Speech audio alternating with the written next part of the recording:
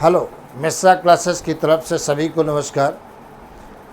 आज हम बताने जा रहे हैं कि जितने भी स्टूडेंट हैं, चाहे वो नीट की तैयारी कर रहे हों, चाहे वो जेई की तैयारी कर रहे हों, चाहे बैंक की तैयारी कर रहे हों, चाहे पीएससी की तैयारी कर रहे हों, XYZ किसी भी एग्ज़ाम की तैयारी कर रहे हैं, तो तैयारी करने का मतलब केवल फॉर्म भरना नहीं होता है।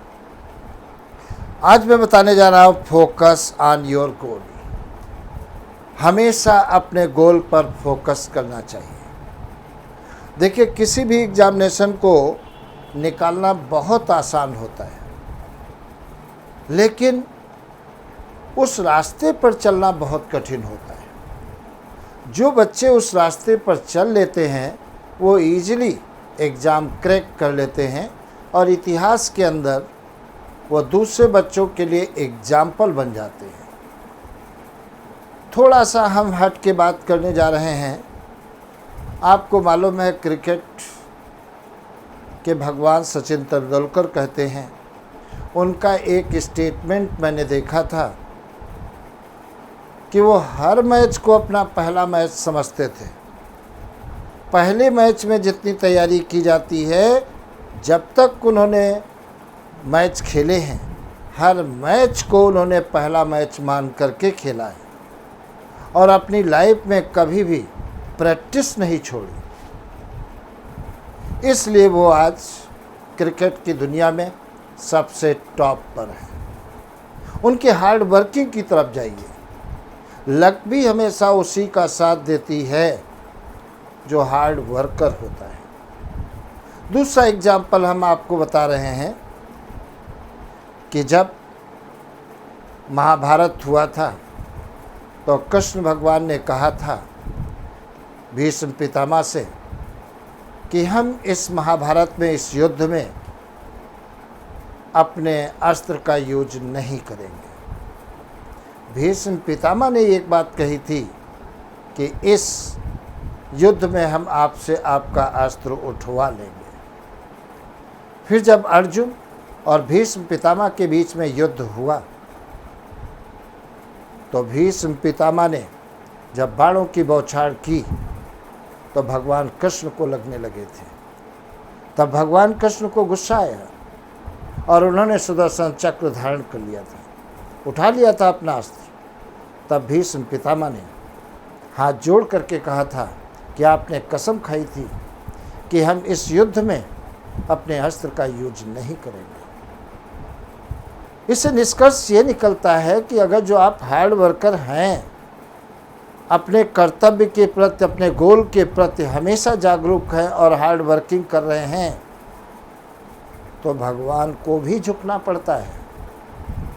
तो हमेशा अपने गोल को याद रखिए। आप केवल एग्ज़ाम पर फोकस करें।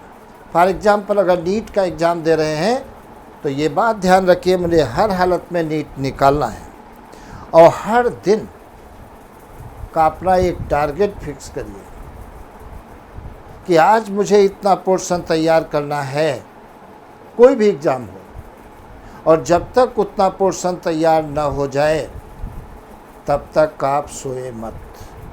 वो टारगेट हिट करें, चाहे पूरी रात लग जाए, आपको जुटना होगा।